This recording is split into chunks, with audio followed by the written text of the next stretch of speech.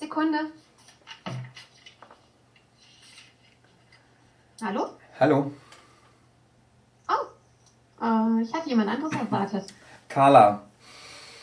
Hallo, ja, ich rufe von Ihrem Account an. Sie sind Renate Feld, nicht wahr? Ja, Ja. korrekt. Und Sie sind? David Weise ist mein Name. Woher kennen Sie Carla? Wir arbeiten zusammen, aber Im Moment? Also nein, Sie arbeiten im Carla Moment? ist heute nicht im Büro.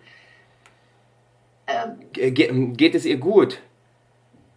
Wer waren Sie nochmal? Sagen Sie doch einfach nochmal kurz. Sind Sie verwandt? Verheiratet. Verheiratet. Mit der Carla aus Heidelberg. Also wir sprechen über dieselbe. Genau, ich rufe von Ihrem Account aus an. Ja.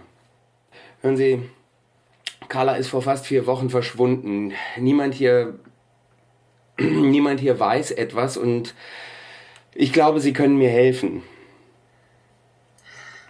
Wie sollte ich das? Also die Carla, die ich kenne, ist nicht verheiratet. Davon würde ich wissen. Ich sitze hier seit 4 Wochen und weiß nicht, wo meine Frau ist. Ich sitze hier mit unserem 4-jährigen Sohn und weiß überhaupt nicht mehr, was ich machen soll. Entschuldigen Sie bitte eine Sekunde. Mr. Water? Ja. Yes, yeah. Thank you for calling. Yes, Mrs. Yeager is talking to contact me this time. Sie sagten, Sie hatten ein Kind? Ja. Hat sie nie etwas gesagt? Nein. Nein. Oh mein Gott. Wie heißt die Organisation, für die Sie beide arbeiten? GIDASA. GIDASA? German International Development Aid, South Africa. Südafrika. Sie sind in Südafrika. Sie hat uns vor Monaten schon kontaktiert. Sie war sehr interessiert an unseren Projekten, das hatte ich vorhin schon gesagt. Normalerweise nehmen wir jüngere Bewerber, weil die einfach ein bisschen idealistischer an die Sache rangehen. Wobei Carla hat sich gegen alle anderen durchgesetzt. Wohnen Sie eigentlich zusammen? Sind Sie wirklich sicher, dass das nicht ein Riesenmissverständnis ist? Wie geht es ihr? Gut. Sind Sie noch da? Ja, ich bin noch da. Also, falls Sie sie sehen, dann könnten Sie ihr vielleicht bitte ausrichten, dass es Max gut geht und dass wir sie vermissen. Und dass sie sich bei uns meldet. Hallo Simon. Hi, ich dachte gerade wirklich, sie wäre es gewesen. So Scheiße. Oh, Mist. Aber war ja eigentlich klar. Ja. Ja, ich habe ein bisschen recherchiert über die Data oder wie die heißen. Ja. Und die haben ihren Hauptsitz in Polokwane. Oder auch Petersburg, ich meine. Petersburg. Auf jeden Fall. Die haben eine geile Homepage, die Stadt also, ne? Mhm. Und die lässt dir grüßen, richtet dir aus. Polokwane, das tun wir sein. Das ist doch schon mal was. Ja, super. Hervorragend. Und weißt du was, das ist sogar ein WM-Austragungsort für nächstes Jahr. Können wir hinfahren? Ja, Genau, Kanada ist. ja, eben, genau. Und dann können wir zusammen Fußball gucken. Ja. Carla wird sich freuen, Fußball gucken, ey. Die wird wahrscheinlich weglaufen mit ihm. Hast du eigentlich diese Frau erreicht? Diese Renate, nee, ich habe das nochmal probiert, aber die scheint mich geblockt zu haben. Ich habe das dann nochmal telefonisch versucht, aber da war ein kleines Kind am Telefon, keine Ahnung. Ich habe übrigens mit meiner Mutter telefoniert. Gut. Macht sich Sorgen mit dich und Max. Simon, Max geht's wunderbar. Und dir? Ja. Meine Max ist die Hauptsache, der denkt immer noch, Carla ist im Urlaub. Also der hat, er hat eine Postkarte gemalt, weil er halt noch nicht weiß, dass wenn man im Urlaub ist, dass man dann selbst eine Karte schickt. Das ist immer so, wenn man also eine große Schwester hat, ne? Mama hat mal eine Geschichte erzählt über Carla, als sie 7 Jahre alt war ungefähr. Die hat den Film Die Hexe und der Zauberer gesehen und wollte deswegen dann immer ein Kaninchen werden. Weil der Junge im Film ja auch immer ein anderes Tier wird. Ja. Und Dann hat die sich in ihr Zimmer gesetzt, Tür zugemacht, sich nicht bewegt, irgendwas in die Ecke aus Bettchen oder so, und dann irgendwie so alle Muskeln angespannt.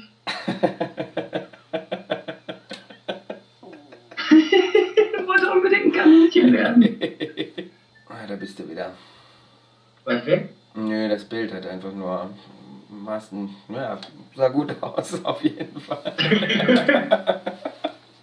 Ich meine, die ist nach Heidelberg gezogen, was jetzt auch nicht so weit weg ist, zusammen mit einer Freundin. Und dann haben die irgendwie nur große Pläne geschmiedet. Und jedes Mal, wenn die dann nach Hause kam, hat sie diese großen Pläne erzählt. Und nach dem 10. Mal hat dann auch keiner mehr geglaubt, dass da irgendwas mal was raus wird. Und die hat sich überall Geld geliehen und Nebenjobs gemacht. Und meine Eltern haben sich echt schon voll die Sorgen gemacht. Und dann ist die plötzlich nach Indien gegangen. Und die hat sich ab und zu mal dann über Skype gemeldet, hat dann irgendwie plötzlich die Haare abgeschnitten, hat eine Brille für ein paar Wochen getragen, keine Ahnung, was das sollte. Die Brille war hässlich. War wirklich... Steve. Und auf einmal sind ihre Geschichten wahr geworden, wie so ein Märchen. Und was macht die denn jetzt? Ich frage mich, in welchem Film einfach die nur sich gerade befindet. Ich meine, gerade wo du jetzt auch, ne? Ich meine, und mit Max und keine Ahnung. Ja, es ist... Ich meine, du hast sie damals zurückgeholt. Musst du wieder machen. Hey, what is she doing there? I don't know, it's helping children maybe? That's horrible. What was she thinking, David? Maybe she wasn't thinking at all. But this woman told me she will tell everything to Carla. Oh, I'm sure she will. And thank you, Nandini. I hated you. You know that, right? What? Sorry. When we were at that party, do you remember when I first introduced Carla to you? Oh God, Nandini. I actually said to her, I said, meet your enemy. And I wasn't joking. Yeah? You with your big mall and exploitable I know, women. please, Nandini, don't get into that now, please. Finish, okay? Let me finish. You know, Okay. I saw the way she looked at you, even before she knew she really liked you. Uh-huh. And I would think that maybe being with a German guy would be a good thing for her, rather than the Indian ones here. I mean, you know Indian guys, David, they're real cowards. They're scared of girls like Carla. I think you were going to go back to Europe at the time. Yeah? Yeah. And I saw that Carla was really thinking about going back with you. And I thought, wow, because you know Carla, she's always been a bit crazy. Sorry, David, but somehow she seemed to really want to go back with you. But she had to give up a lot. You do know that, right? She spent nights searching for the different organization in the computer and all the progresses you guys made, and then she looked for all the children, and I mean all the children. Well, I knew she wouldn't come back. Yeah, we can't But handle both of it. you just didn't come back. You disappeared. And all those young children you're talking about? They're actually young adults now. And they keep asking me about Carla auntie now and again. And I have to tell them, that she's married and she has a kid and she's busy getting rich Europeans to send us money so we can support you little idiots. I mean, what else am I supposed to say? You didn't visit us either. Well, that's true, but... Kennst du Carla? Offensichtlich. Wer bist du denn? Ich bin David, der Mann von Carla. Oh. Ich bin Lisa. Hi. Hi, Lisa. Ja. Ich kenne Carla, ja. Wir waren zusammen im Zeichenkurs. War schon ewig her, keine Ahnung. Es war, glaube ich, vor 2 Jahren oder sowas, keine Ahnung. Naja, Carla war halt eben auch da. Und Carla hat echt was drauf gehabt, das habe ich gemerkt. Sie hat immer gesagt, wenn ich ein Mann wäre, dann wäre ich ihre Muse. Warum bist du in ihrem Skype-Account? Weil sie in Südafrika ist. Also Carla ist abgehauen. Unser Sohn liegt im Bett und schläft. Und irgendwie fühlt sich das alles ziemlich... ich weiß nicht, warum fragst du nicht? Warum...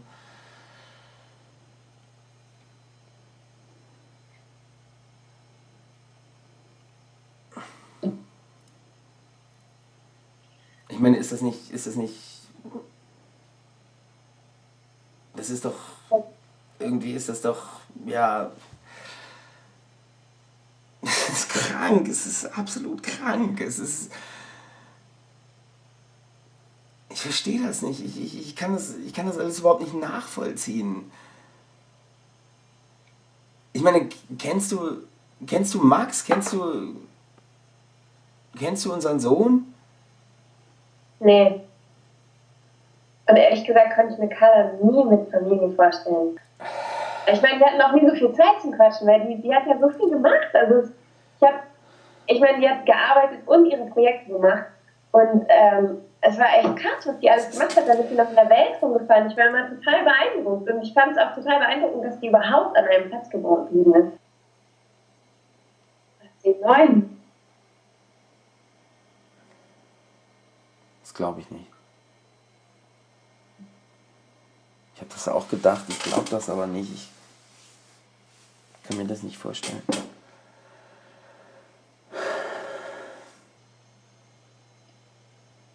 Komisch.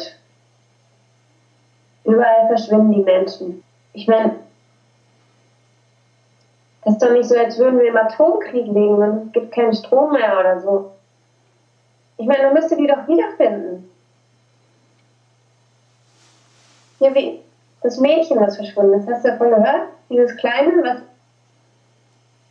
Maria heißt sie, genau. Maria.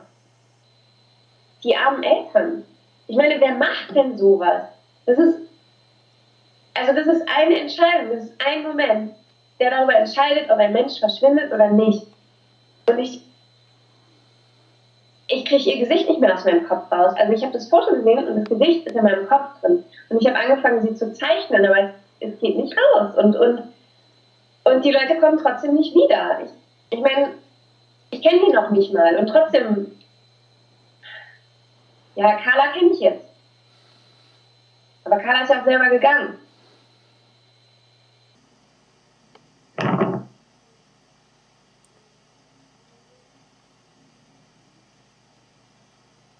Wie geht's? Hallo David.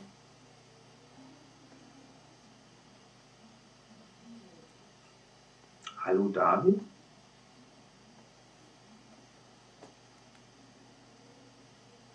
Ja, ist das alles? Hallo David, wie geht's dir? Lange nichts voneinander gehört. Okay, pass auf, ich habe jetzt keine Lust, dir jedes Wort einzeln aus der Nase zu ziehen. Ja? Ja.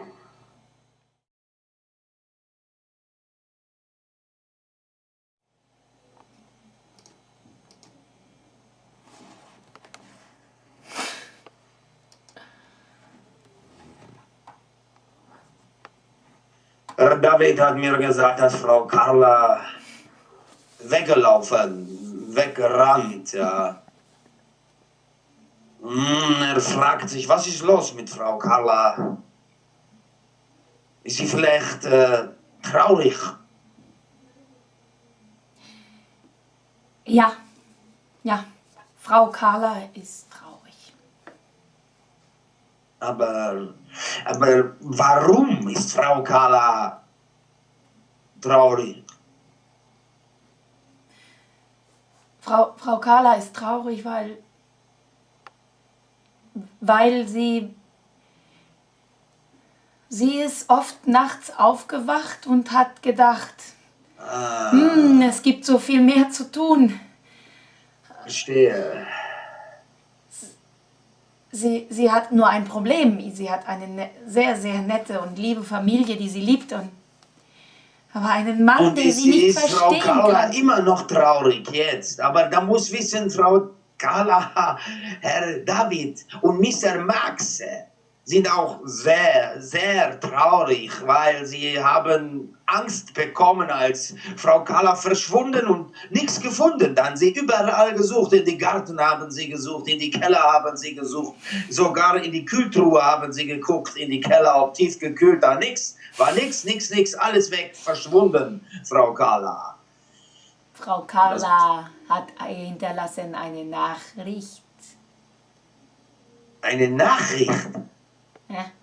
Aber muss doch wissen, Frau Carla, wie weiß jedes Kind, dass Herr David kann lesen nix. Nix, nicht. Herr David muss man immer sagen, mit Worten muss man sagen. So schnatt, immer viel sagen die Worte, dass er versteht, sonst versteht sich nichts, Herr David. Frau Carla hat aber viel Schnack gemacht mit Herrn David. Aber Herr David hat nicht verstanden. Carla. Ja. Ich dachte, ich hätte dir das gesagt. Du hast das doch merken müssen. Hast du das nicht gemerkt? Dass ich so nicht leben konnte. Hast du nichts bemerkt? Die letzten 4 Monate nichts? Nein. Ich habe nichts bemerkt. Und im Abend bei Michelle? Auch nicht? Stimmung. Eine Stimmung, ein Abend.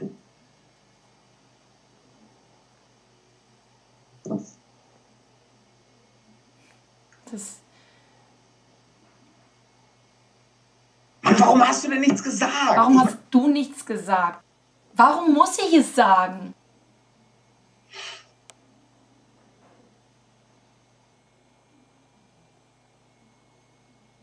Es gibt hier so viel zu tun für mich.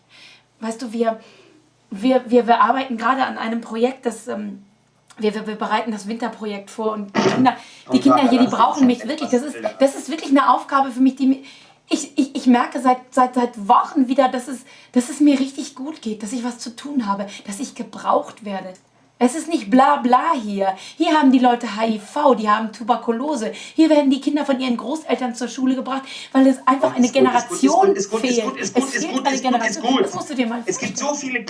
Es gibt so viele Kinder auf der Welt, denen es schlecht geht. Aber was ist eigentlich mit deiner Familie? Die ist hier. Was ist mit uns? Mit deinen Eltern? Mit Simon? So, komm, jetzt hör auf. Meine Familie hat dich nie interessiert. Jetzt setz diese blöde Mütze ab, verdammt nochmal. Vorher hat meine Familie doch auch nicht existiert. Ist dir scheißegal, was? Nein, das ist die Carla, die eben glücklich ist. Ich werde hier gebraucht. Hier ist meine Aufgabe. Hier wird auch eine Carla gebraucht. Ich meine, du hast echt gut reden. Du haust einfach ab, sitzt da jetzt in der Sonne rum und ja, hilfst kleinen Kindern mit Luftballonbäuchen. Ja klar, ich sitze hier im Bikini. Das ist ja fast wie Urlaub. Ich sitze hier im Bikini und dann habe einen riesen Cocktail in der Hand. Mann, David, ich hatte 3 Tage lang Durchfall und hier scheint auch nicht die Sonne gerade.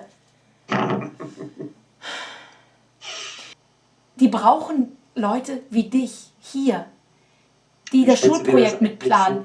Du kannst deinen Job hier ausüben.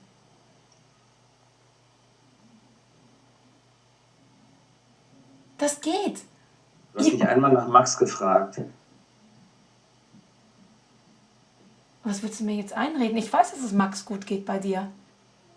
Hast du wirklich nichts bemerkt? Reicht dir das? Nein, es ist doch jetzt auch egal, mein Gott. Aber reicht dir dieses Leben? Einfach. Du bist abgehauen, ja? Ich meine, hier wusste niemand irgendetwas. Du hast deinen Job gekündigt. Ja. Such nicht nach mir. Was ist denn das für eine Scheiße? Ich meine, selbst die Polizei, das war alles vollkommen offensichtlich, dass du nichts mehr von uns wolltest. Und dann hast du nicht mal den Anstand. Ich rede von Anstand, nicht von Liebe und nicht von Verantwortung, sondern nur von Anstand. Mich mal anzurufen. Stattdessen meldest du dich über diese beschissene Webcam. Ich wollte dich eben sehen. Das ist alles total verquer. Du tust so, ja, du stellst mir hier ein Ultimatum im Grunde genommen, als gäbe es überhaupt keine Alternative. Was ist denn die Alternative, David? Die Alternative wäre zum Beispiel, dass du nach Hause kommst, dir darüber klar wirst, was du gerade getan hast in den letzten 4 Wochen und dass du das bereust. Was habe ich denn getan, David? Was soll ich denn bereuen? Wir könnten einen Kaffee zusammen trinken und wir könnten spazieren gehen und über alles reden. Und dann? Du könntest Nandini in Indien besuchen. Wir könnten einfach so viel Zeit zusammen verbringen. Ja, wir könnten einfach ein paar Wochen erstmal in den Süden fahren und so richtig die Selle baumeln lassen. Ja. Und dann? Wenn wir zurückkommen, dann sind wir uns darüber klar geworden, dass man eigentlich Menschen in aller Welt helfen kann, aber eigentlich nur dann, wenn man mit sich selbst im Reinen ist. Ja, mein Gott, dann arbeiten wir uns halt so lange den Arsch wund, bis wir sowas von stinkreich sind, dass wir zig Organisationen unterstützen können mit dem ganzen Geld. Und dass es uns dabei dann immer noch gut geht selbst. Und dann verprassen wir das ganze Geld. Das wäre dann zum Beispiel auch ein alternatives Ende. Hm?